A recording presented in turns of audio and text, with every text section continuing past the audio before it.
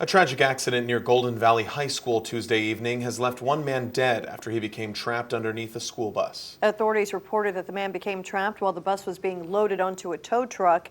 He was then pronounced dead at the scene. Eyewitness News reporter Will Silverstein is at the scene with the latest developments. Will.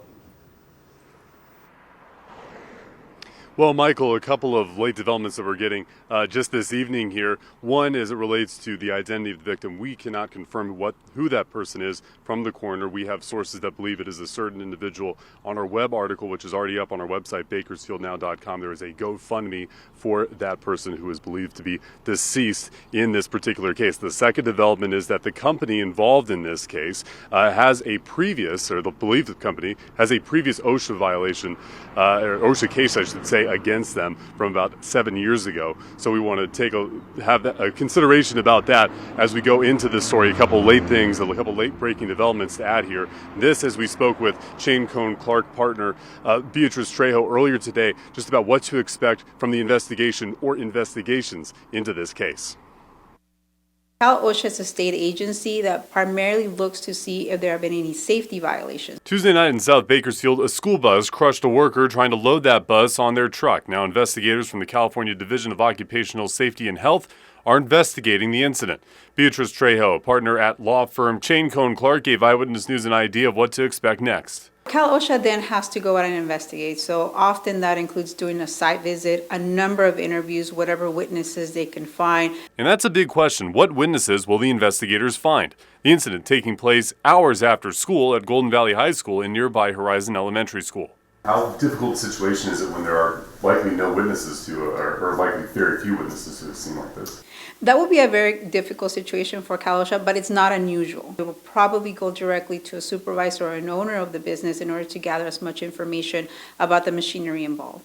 Trejo says engineers from the agency have likely been brought in to investigate the towing equipment and bus. They also look to see if there are ways to prevent and correct any type of behavior by the employer in order to prevent injuries like these. While CalOSHA may be the first investigators of the case, Trejo tells us they will likely not be the last. I think there's a potential for a lot of different claims. Number one, there is a workers' compensation claim. That's kind of the more obvious one because you have someone who was injured at work resulting in death. If CalOSHA comes back and says, yes, there was a safety violation, then that may potentially open up the employer to a petition for serious and willful misconduct by the employer. That would increase the benefits that the decedent's dependents would have under the workers' compensation.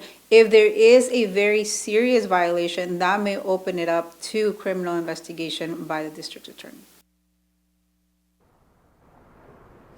And we are going with this close-up here of a bouquet that's been left for the victim of this incident. Of course, a couple cans of Red Bulls have been dropped here as well. And we were here earlier today when we were filming some of these shots that you saw for that story.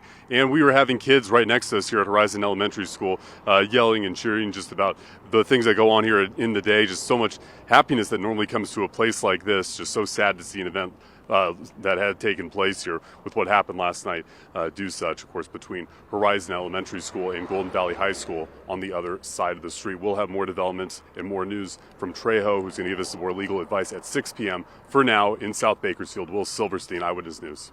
Hi, I'm Rochelle Murcia with Eyewitness News Bakersfield Now on YouTube. Thank you for checking out our YouTube channel where we have tons of great content to choose from.